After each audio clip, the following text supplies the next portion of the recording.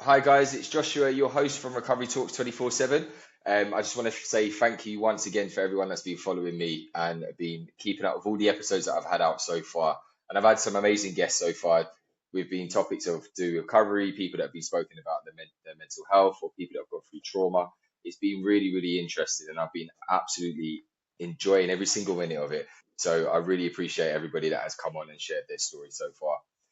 Today, as always, guys, just to let you all know, I am sponsored by an amazing company called Money Wellness. Now, Money Wellness, what they do is they help you out with your debt. So if you are struggling with any form of debt whatsoever, then I really highly recommend to get in contact with Money Wellness. Reason why I really highly recommend them is because they helped me out. So I was in quite a significant amount of debt. I was in its thousands of pounds worth, and I didn't know how to get out of it until I reached out to them. And do you know what? They made me feel like $1 million, and they've supported me every step of the way, and I've been able to get debt free. So no longer am I struggling with any debt. So it's absolutely amazing what they do. So do get in contact with them. If you do need any more information, then please do get in contact with me, and I'll be more than happy to give you the contact number as well. Um, Today we've got an amazing guest. Her name is Kayleigh. And Kayleigh, we met on TikTok, and I reached out to her and I said, you know what, there's something about yourself in regards to your stories that you've been putting on TikTok, and I really, really want to hear more about it. So we had a brief chat at the beginning. We sort of semi-organized the date to sort it out, and then it kind of went quiet a little bit, and then we caught up now. And I've actually got Kayleigh here today, so I'm absolutely amazed that you're here to be able to share your story today. So thank you so much for coming on, Kayleigh. I really do appreciate it. Thank you for having me on. That's all right, no problem.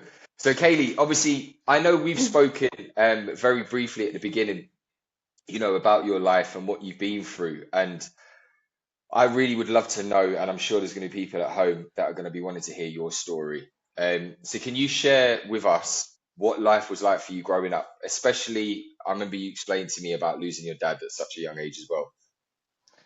Yeah, so I lost my dad at 4 years old, um, which just sent me in a rampage of rage.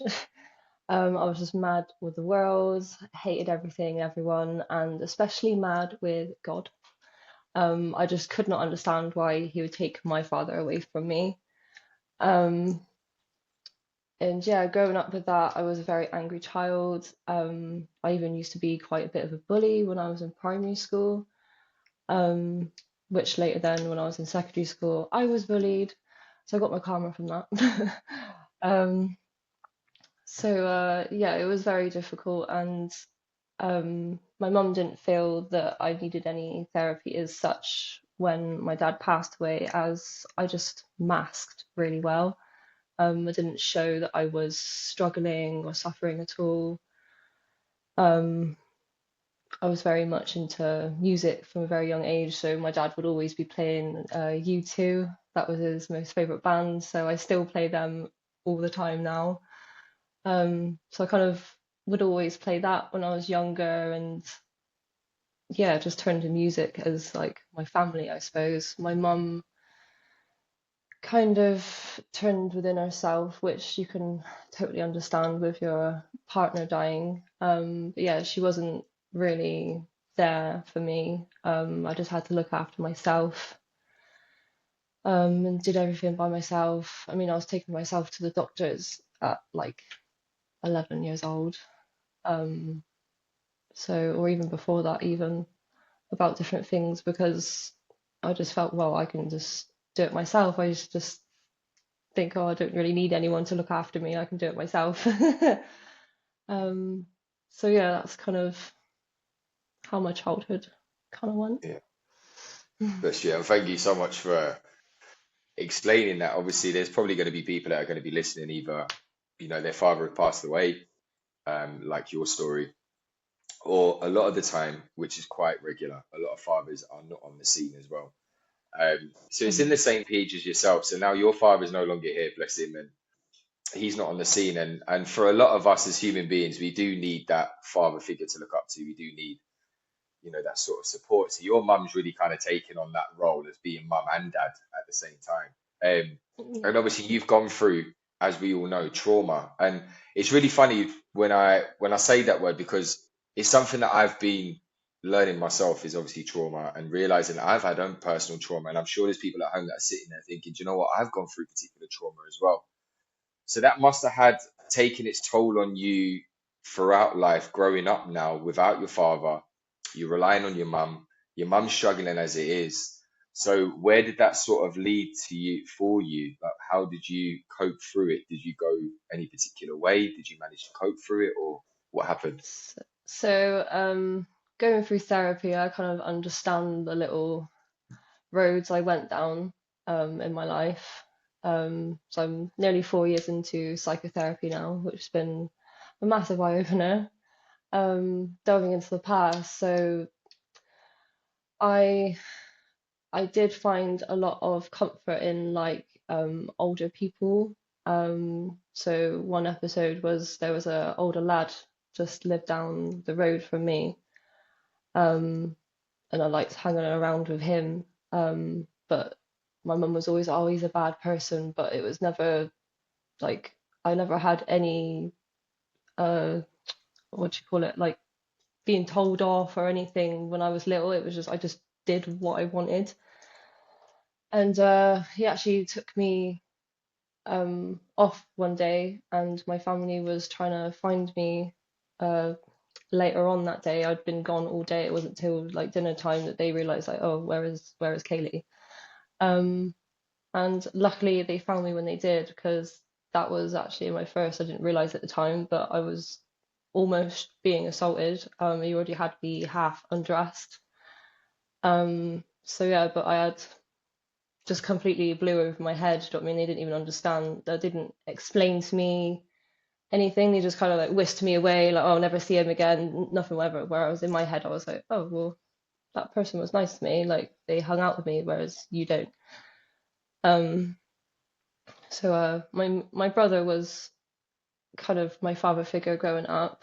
Um, so I always kind of used to do things with him, but that was all the kind of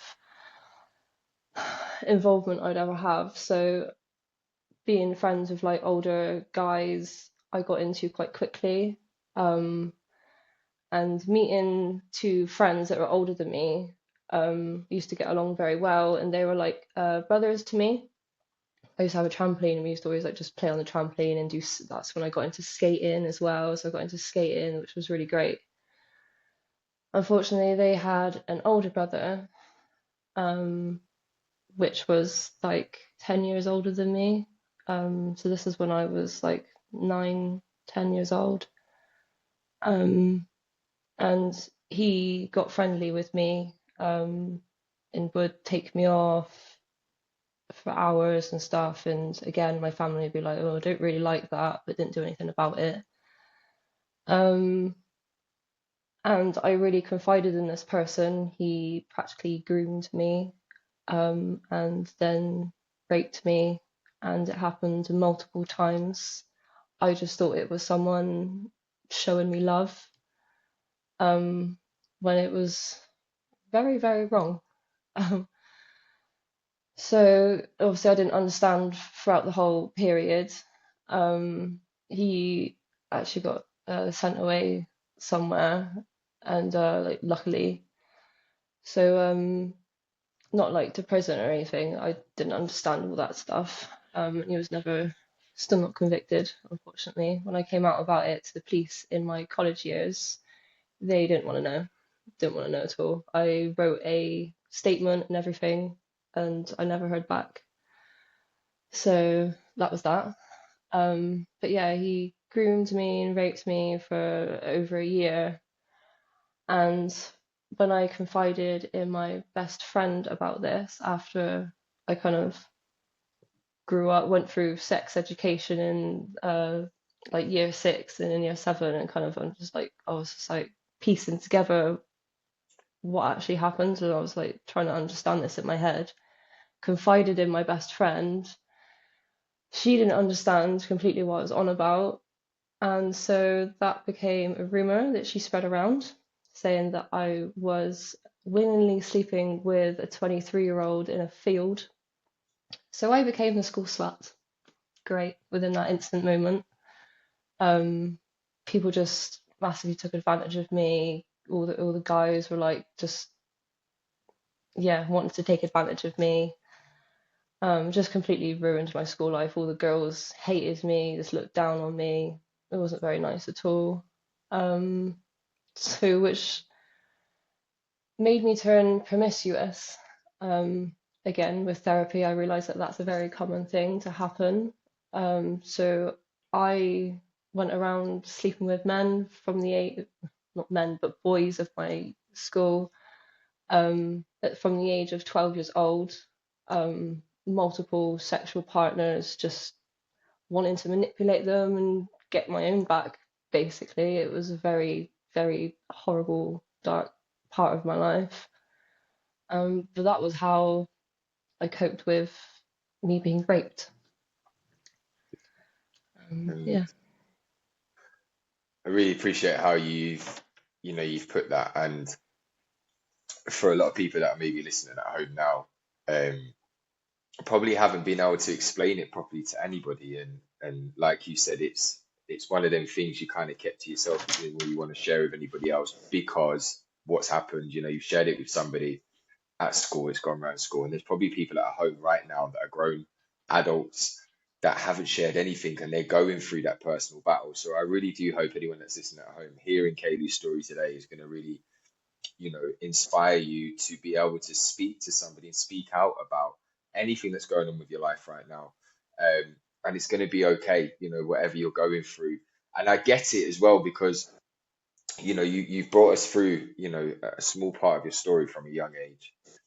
You've lost your father, your mum's taken on the role, you've pretty much looked up to your brother.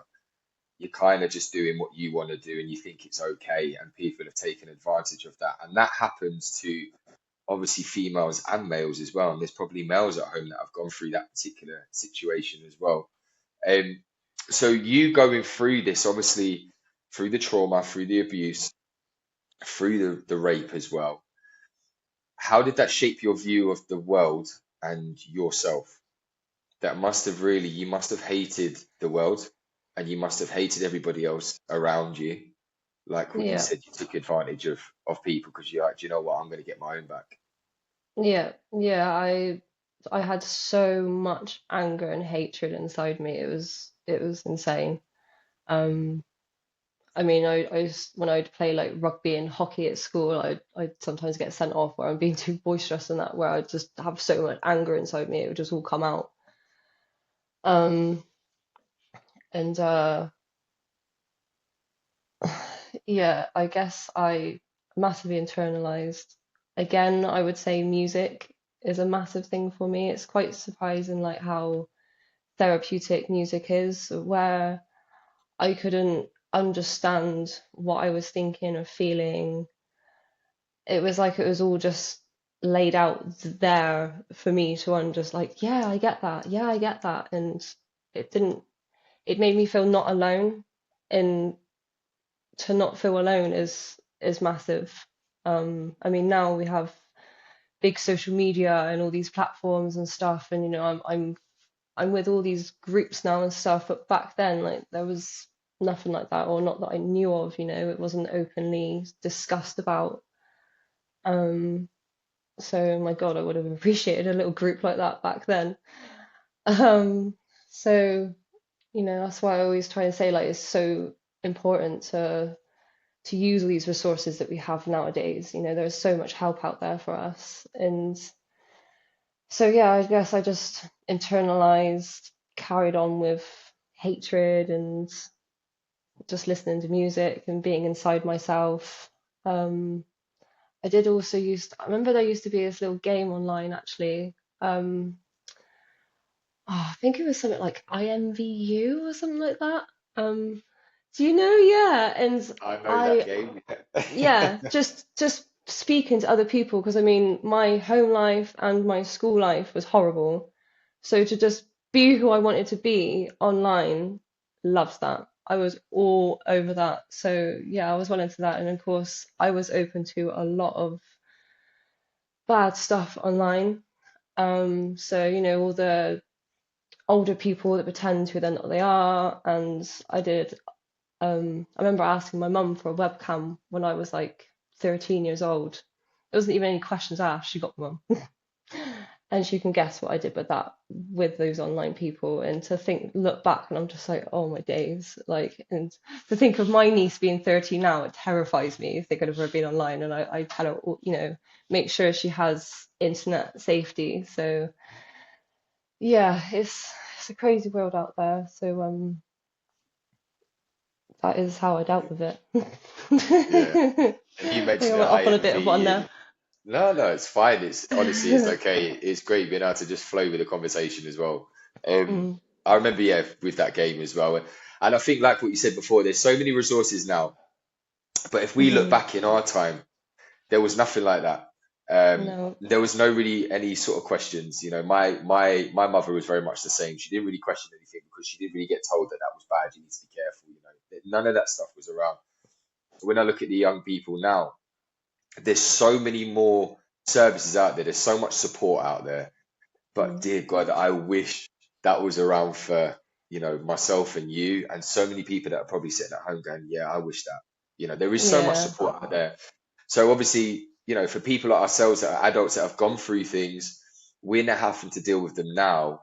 And it's a lot more harder. It's a lot more difficult, to being able to share it because we're so used to just like you said, using that word I used to use all the time is that I'd internalize things. I would never um, share with anybody because I thought, you know what, I'm going to be looked down upon, you know. But yeah, I'm learning today that I can share openly, even in my recovery, people that are sitting at home that maybe getting scared or anything like that, there is people out there that you can share with and that you won't be yeah, judged and that there's going to be people out there that they can relate to. And definitely your story is relatable, Kayleigh, today. no, Um, absolutely. so yeah, so moving on to that now from that, people are probably thinking, all right, did she kind of get through it okay, or did she become addicted to anything? Did this lead to anything to do with drugs, alcohol, or did you manage to just get through it? So the person that groomed me and raped me, he introduced me to drinking alcohol very heavy. So from that age onwards, I kind of used that as well to kind of drown my sorrows. I was drinking like Thatchers and the 2 liter bottles kind of thing like every day. Not good at all. Um, and I then kind of moved on from like getting stuff out the cupboards from the family because we'd have alcohol in the house. And then I kind of became a serial stealer, but somehow I never got caught. Luckily, I never got caught and messed up that way. But still regret being like that and taking it from the shops and just drinking on the street corner or in the parks and like that is ugh, awful. But yeah, so my first one was alcohol. Um, it kind of died out a little bit kind of during the rest of high school, secondary school, watched too much American TV. Um, um, so it was kind of going back into college. Um, so when I was in year 10 and 11, I had a very narcissistic boyfriend. Um, he was very emotionally abusive, and I was diagnosed with PTSD not long after we were broken up. Um, that kind of darkened my life even more. The drinking started even more, very heavily. Um, and yeah, that was like a really dark stage. And unfortunately, the one after that was like the worst narcissist ever. However, I even ended up marrying him where I was so brainwashed. But with him, I remember coming home one day, and I was suffering with just terrible toothache. And so he does out this little line for me. He goes, try this, you'll love this, this will sort out your pain. That was it. From that first line, that was it. That was my poison. I was fully addicted. It was all day lines, wake up, lines, go to sleep with a line. It was for years. It was not good.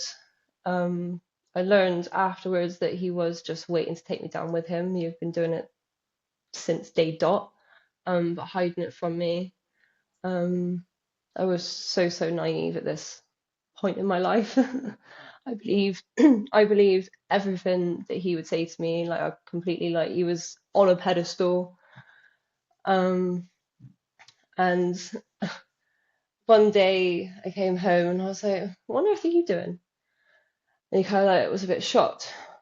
And now that I'm looking back on it, like it all totally makes sense. And he was like, "Oh, I'm cleaning the coke. I've learned how to clean it so that you can make it pure, and it's so much safer. Like you ain't got no more crap in it." I was like, "Oh, that's amazing. What? All for that?" Started doing that stuff, didn't we? Doing loads of that. And then it wasn't till like it was over a year since we separated that I was actually watching something on the TV. Um, and it clicked, and I was just like, I stopped it, and I'm with a new partner now, and I kind of said to him, I was like, "What's that there?" And I was like, "That's not crack cocaine." And they're like, "Yeah, that's how you make crack." I was like, "So if you do that after that, that means you're doing crack?" And he's like, "Yeah." I was like, "Holy crap! What?" So I didn't even realize that. So I am to be able to have got through that. Like I know how, like I know about people with crack. I know I've done it myself, but at the time, like I was just crazy the fact that I was so lucky to have been able to do it with my pure willpower. Like I just done cold turkey and just kept going and going with my recovery, to which I am nearly 3 years clean. Well done. Yes. That's amazing. And like you said, going back to what you was explaining before, Mm. you've come home and this guy's said to you, look, why don't you try this? This will make your pain go away. He probably already knew, obviously, your story, knew he could probably take advantage of that as well. And there's probably women at 100%. home, and there's probably women at home and men. I can't forget the men as well because there is men out there Hmm. that have got partners that have done this to them as well or are doing this Yeah. to them and they don't recognize it. Um, but sadly, these people do that and they do take advantage of, obviously what you've been through, especially when you've confided in them as well. And they're like, yeah, just take this, it'll be okay. Not realizing the consequences. And like you said, to take you down with them. It Yeah. gives them more of an excuse to carry on taking their drug. Um, Hmm. and when you spoke about crack cocaine as well, sadly, crack cocaine, majority of drugs nowadays, it's not really a shock to anybody. But I tell you something, when I first got introduced to that, I was like, what's this? And I was pretty much Mm. like you. I was like, oh. And then I'm looking at other people and people are saying, oh, yeah, he's a crackhead. And I'm like, oh, snap, I better keep that quiet because I'm a crackhead. Do you know what I mean? And I got heavily Yeah. addicted to it. It's an addictive thing. Um, Yeah. and it ruins you mentally, physically. But I tell you something, through people that have gone through trauma, I've met so many people, including yourself, Kayleigh, including myself, probably people that are listening at home. I've noticed so many people that have gone through quite horrific trauma in their life, they've ended up going down that path because it it dampens your whole sort of realization of anything bad. It's all in your head. It's just all positive. Yeah. Everything that's Yeah. gone on in your life is in the back of your mind. Mm. So yeah, so it's amazing how you put it. So um, how did this affect now your daily life? So you've progressed on from cocaine, so alcohol, cocaine, then crack cocaine, and how did it affect you like throughout your life now? It must have had a toll on you. Um, Massively. It took me away from my friends that I built up. Like when I was going to work, um, I was somewhat a functioning addict. Sometimes I was working in five-star hotels, spas, and I was actually taken to work, sometimes doing between clients, um, sweating my nut off in treatments. Horrible. Um, yeah, it was not nice, and I would rather be like, and the whole time I'd be away from home, it was thinking, oh, I bet he's home doing that. Bet he's home. Oh, I'm missing out on lines. Like, oh, I need to get home. And as soon as I'd finish my day, it's to rush home to see what he's doing and to have the lines and all that kind of stuff. And the constant debt and the lies with it. Oh, that was the worst thing. Like when I came out about it to my mum and told her the pickle that I was in, and then I came out to her about how I just couldn't deal with all the lies. The amount of times that I'd have to ask her for money and be like, oh, £60 for this, like whatever, and then it'd be like, oh, we couldn't do that, and it would just, yeah, just all these lies, and I'd have to try and remember all those things, and just I must have had tens of thousands of pounds like in debt with it. Yeah. Um, yeah, it was not nice, and the thing that pains me the absolute most um, is when my nan was ill. Um, Again, I was still in that hard addiction phase, and all the times I could have been spending so much more time with her, I was doing coke instead. And my God, like I wish I could just have that time back to have spent with my nan instead of just doing that. Um, yeah, it still hurts a lot.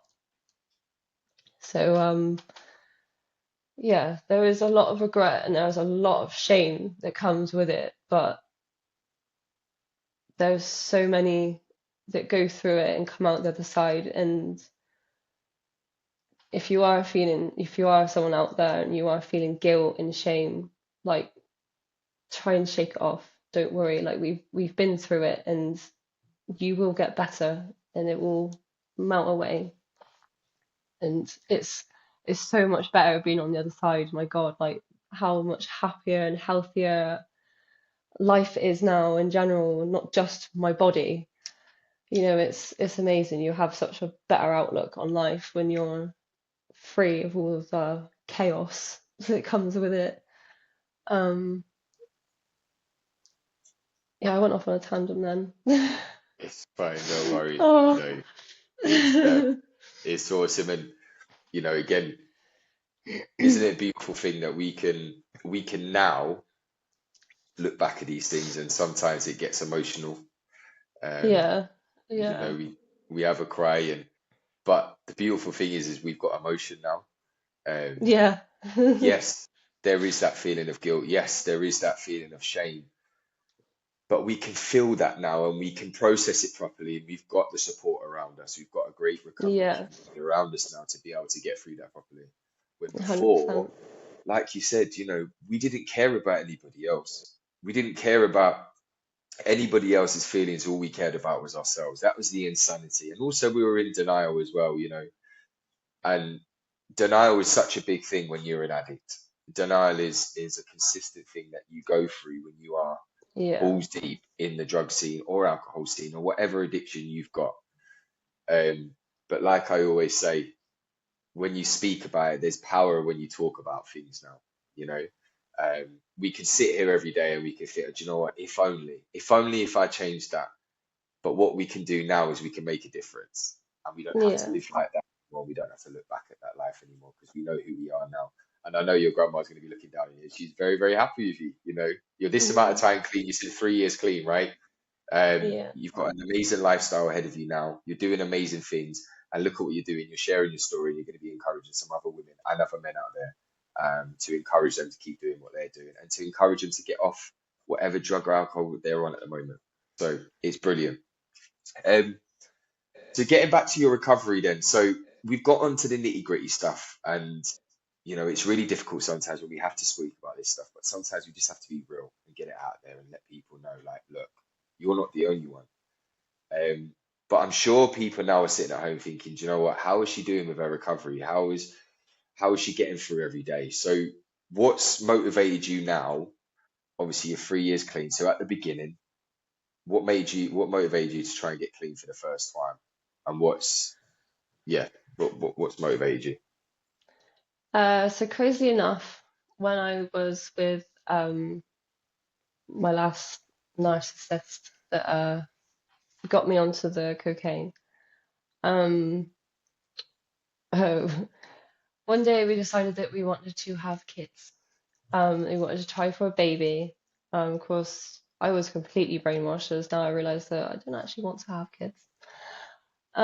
So of course I was doing a lot of research because I knew that I know now when I've grown up that my dad did a lot of cocaine and heroin, drank loads, smoked loads, didn't eat great. So yeah, that that latches onto you when you are conceiving. So if you are um, under the influence of cocaine and you conceive, that cocaine molecule or whatever it's called is latched on and fertilizing in the egg and sperm. And that's just crazy. So I was utmost trying to be like I never wanted to be like my dad. So already I was having a lot of guilt inside myself because I was addicted to coke alone, knowing that I was going down the same path as my dad. Now he died at 45 years old. Um, and so I guess with that I did a lot of research that, and then I came across this video on YouTube. I really wish I could remember the name. I'm sure it was Amanda something. I'm sure like that. Um, and they were just so raw in their video and said about how they had gotten themselves off crack. Now, at the time, I didn't know I'd done that, but I was thinking, well, if they've got off that, this would help me with cocaine. Um, and the video just hit me, and it was just amazing, and I was like, yeah, I want to do this. I want to change my life. I don't want to do this anymore. I was so fed up with all the arguments. It was horrible. Um, So, and sent it to him. Didn't really get much of a reaction out of it. Tried so much, and I was like, well, I'm not having a kid unless we're sober. Um, so with the little narcissist circle, I had little dribs and drabs of showing the change. So we would stop for like so long, and it would be like a day, and then it'd be the next day. He would just turn into an absolute nightmare, and I just could not deal with him. And he'd make it such a hassle for me to break me down and then be like, oh, okay, let's try and wean off of it then. We'll go get some and then we'll try wean off of it. Never worked. Next week, next week, next week. It was just a constant circle of doing that, and I was so, oh my days. And at the same time, I was all, like with amongst all the arguments over like God, it was years worth. It was always me that was in the wrong. Um, like he was telling it with me that was wrong. So of course, with my vulnerability, I was wanting to do everything I could to sort myself out. I believed that I was a nasty piece of shit or something, and that everything was wrong with me because he was telling me so. Um, so I kept, I was trying to do lots of research on that. I was downloading all these different apps of like how to save your marriage and stuff like this. I know we're in a marriage, but relationships and stuff. Um, And then at this point we were married because it was I said that I had to get married first before having kids, so that's why the marriage happened. Um, so trying all that, and I was like, I'm trying all I can. What more can I do? I was like, I'll go and have therapy. I'll go for therapy and sort myself out. And he was like, no, no. Why is some random person going to help you out? And he was dead against it. So I was like, well, I don't know what more I can do. I was literally like wanting. I was very, very, very suicidal. Um, and then, thank God, my mum piped up and said, like, so she was hearing all the the stuff that was going on. She said that she would book me a therapy appointment if I just looked up and found one. So I found a psychotherapist, and then she booked it, paid for it, um, and that was the start of me going to therapy. Um, he did not like it, but it was, I found it good going there, so I just kept going. Somehow I had that strength to be like, no, I'm going, because mum's paying it for me. So it was a little bit of a loophole. Um, and about a year of her saying, oh, but I don't see him changing, but I don't see him changing. After like I had woken up to, oh, it's not actually me. Like I had issues. I mean, I'd become passive aggressive, so there was loads of like silent treatment and little tit for tat stuff going on and all that kind of stuff that you can develop when you're in these narcissistic relationships. And so I was working heavily on myself, but there was no work being done on the other side.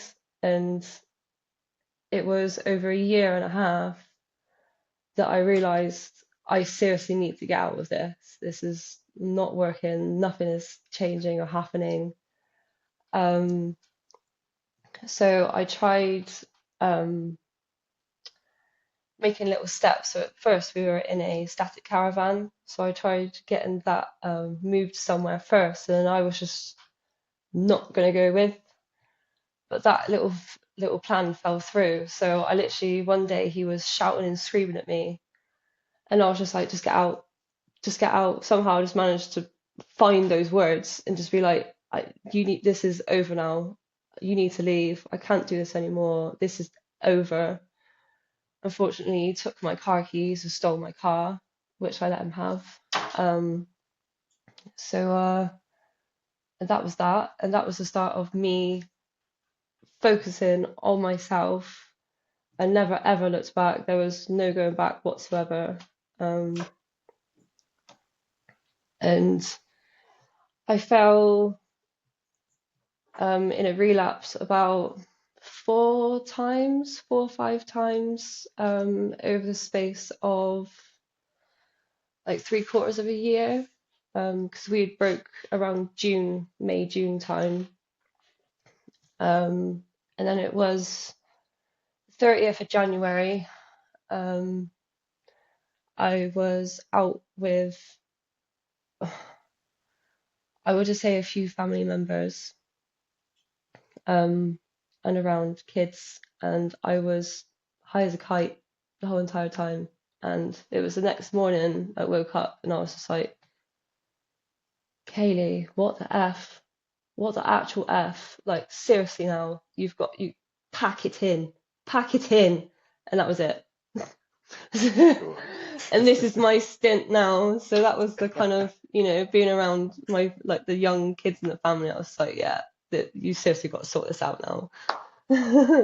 Definitely. That's amazing. And do you know what? A round of applause for you, because probably there's women and blokes at home that go, well done, girl, for finding your own voice and going, no, enough's enough now when you was in that relationship, the narcissistic, because that's It's quite a hard. common word.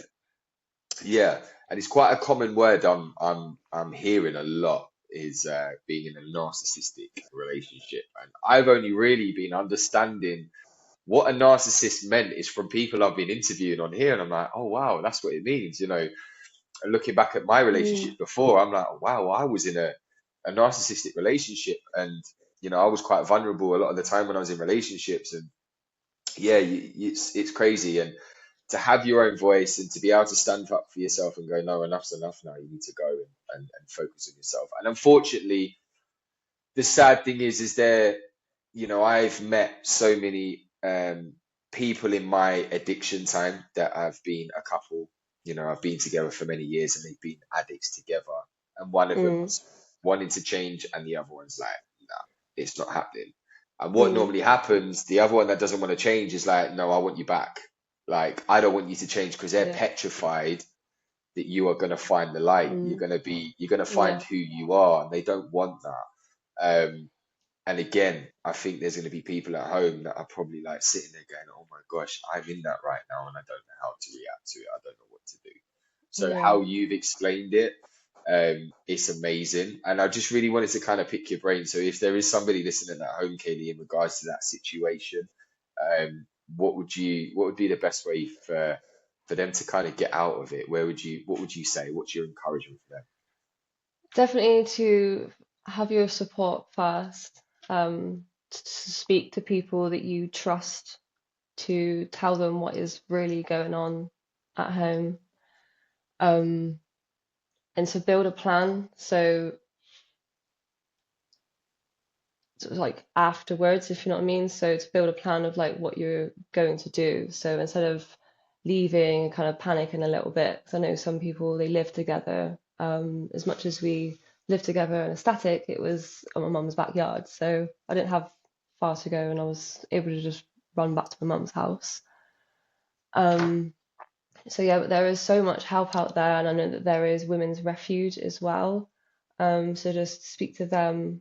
There is a lot of help for women, and I know for blokes as well. Obviously, I don't know the charities as I'm not a man, unfortunately.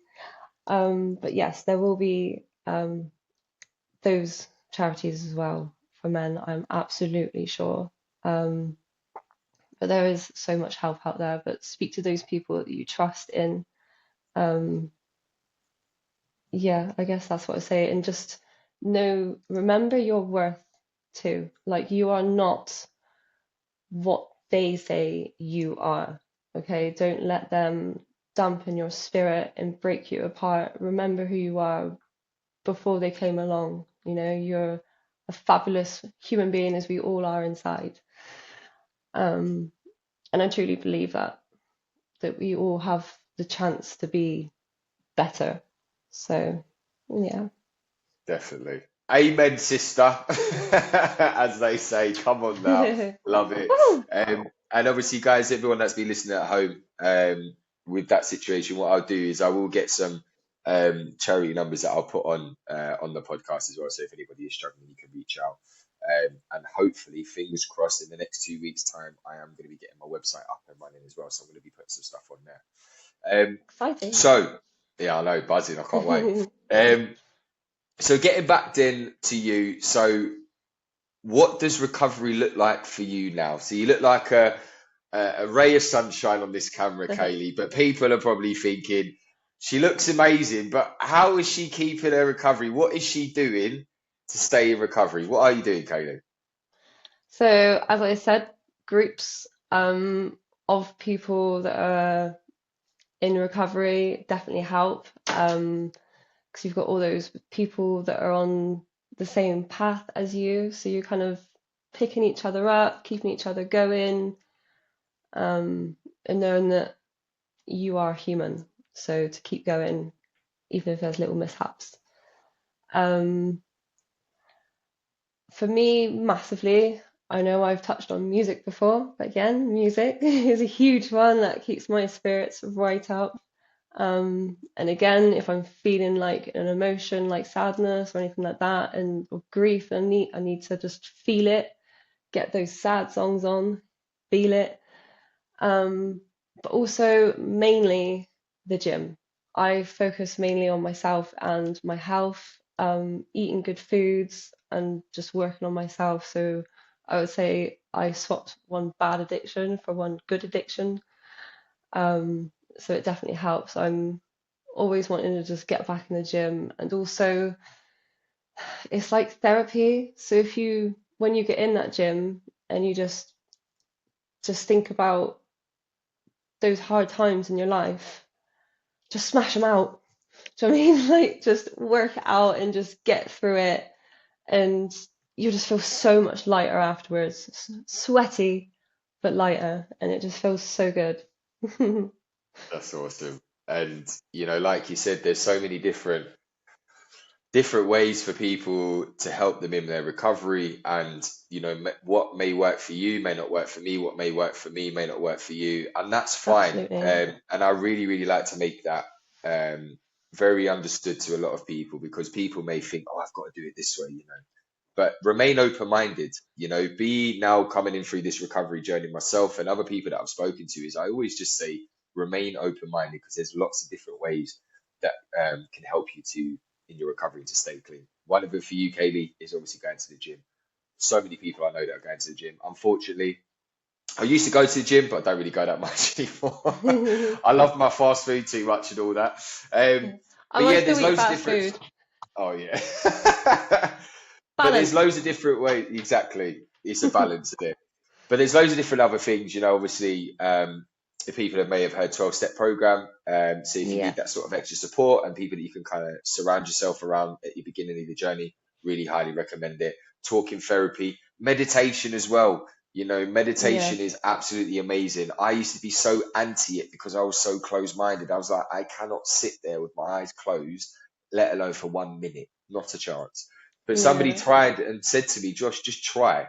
What's going to happen if you try? And I'm like, do you know what? I'll give it a try. And it worked wonders. And it was just that peace that I had, that moment where I had just that peace for a moment. And I really enjoyed it. And I keep doing it now. So it really helps me. So there's lots of different Yeah. other things you guys can do. But it's just a little bit of an understanding of what there is you can do. So to Yeah, I was close gonna this off, say, Kayleigh. Oh, so gone. I was gonna say it's also recovery journey. I would say it's all about finding yourself. I know I said about looking back to who you used to be, but it's also like building a new you. So before like all my stuff that happened, even before the last partner, all my life before that, even because I had no therapy, I never wanted to be any of that person before. I was like, well, I don't want to go back to how I used to be. I want a new Kayleigh. So I call myself Kayleigh 2.0. Um, Love it. Love hello. it. Love it. Because I've only just now in my life, like I'm 28 now, that found out who I am, what I love, what I want to enjoy, what I want to do. So it's never too late. I know I'm not old or anything like that, but it's still, yeah, it's all about finding yourself as well. See what new hobbies you enjoy. Just enjoy life. Enjoy life. It's amazing. I love it. So to close it off then, I've got a couple of more questions for you, and this is really just kind of for the listeners that are at home as well. So what would you personally say to somebody that's come up to you and they've gone, I feel stuck in a cycle of addiction and I keep relapsing? Right, again, what would be your words of wisdom to them of Kayleigh 2.0? Gosh, I mean, obviously completely everyone is so different. I have helped a few people out and with this uh, before, and I always say, so with your relapsing, try and be mindful of like what you're thinking, feeling, doing in all those moments, all the times it's happened. Um, because many people like, yeah, we stop the drugs or try and stop the drugs and it just keeps happening. But if we don't work out what's going on up in here and work that out and we still have those problems that we're trying to deal with, it's going to be a lot harder to overcome those relapses, if that makes sense, or to not have those relapses. So it's kind of look at all aspects of yourself to try and look at where you are struggling and to get help, talk about things, even if it's just to your mates. Talking really helps, and just to figure out what's going on with yourself. If you don't want to talk, that's fine. Not everyone wants to talk, but again, just to listen to yourself, listen to your body. What is it that is triggering those things? And then to put in a distraction for those triggers. So, what I always used to do was my main one kind of sounds like it's not a distraction, but I would make myself think every time I'd have a craving, I'd make myself think of all the horriblest, nastiest times that was on that drug. And then I'd be like, yeah, I don't want to do that anymore because that's going to happen. Um, and also, this was from the video that I watched. So my other thing was sugary food. So have a chocolate bar to hand, have a bag of sweets to hand. If you're feeling that craving, have a sweet. It sounds really odd, but it's like tricking the brain you've had something nice because that's what you're kind of craving in a way, is just that release. So get yourself your favorite little sweet and have that instead and just distract yourself. That's awesome. That's amazing. So, lastly, looking back then, of all of this, of what we've explained, what you've spoken about today, what have you learned about yourself through this journey of addiction and recovery? Wow. Um, I was a major people pleaser, um, I would say. And trying to get past that is very, very difficult. So knowing that you don't have to be running after people all the time, um, to be liked, you know. Um, and it's okay to be just yourself, just be yourself. I guess I've been really coming out of my shell the last few years. Everyone used to think of me as the kind of shy little Kayleigh, which I was just the traumatized little Kayleigh. Um, and now I'm like awakened, happy with myself, happy with life, how things are going, and just blossoming, I guess. Um, yeah, I've reaching enlightenment. Exactly. And it's a Kayleigh Yeah, 2.0, and you're doing absolutely amazing, Kayleigh. And Kayleigh, I just want to thank you so much. And I'm sure thank people at you. home are really grateful for you being able to share your story openly and honestly. And I know it's really difficult sometimes that when we do share our story, but we can turn that into a positive now because we know even if we just help that one person, we know we're doing the right thing, because we don't want to see any more people in pain anymore. We don't want to see any people relapsing and staying on the addiction. We want to see people grow and do amazing things, just like how you're doing, Kayleigh. So, Kayleigh, I really do appreciate you. I'm sure there's people at home that really do appreciate you. Um, and we thank you from the bottom of our hearts for coming on and sharing your story. So, thank you so much, Kayleigh. I really appreciate Thank you it. so much. Thank you. That's all right. You take care. Cheers. Take care. Bye.